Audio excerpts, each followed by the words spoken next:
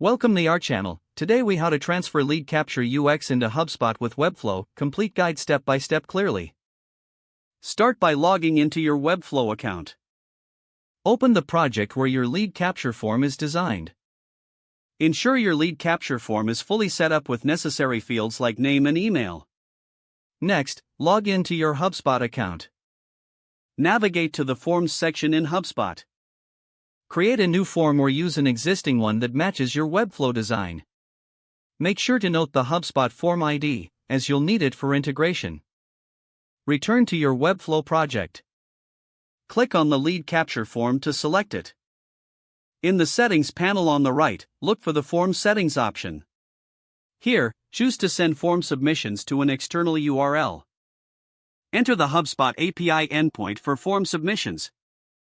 Ensure you are using the correct endpoint format to match your HubSpot form ID. You will also need to set the method to post.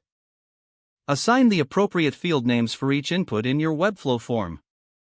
These field names must correspond with the names in your HubSpot form. To make sure the integration works, set up hidden fields if necessary. Consider adding UTM parameters in the URL to track lead sources. Next, set up your form submission success message in Webflow. Test your form to ensure it submits data correctly.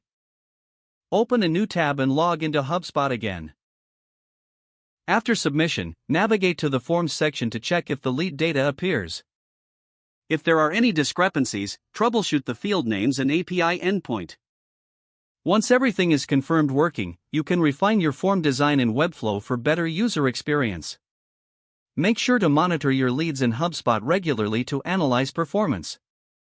Congratulations, you've successfully transferred your lead capture UX into HubSpot using. If the page does not load, refresh the browser or try again in a private or incognito window. Make sure you are using the correct email address, then retype it carefully to avoid small typos.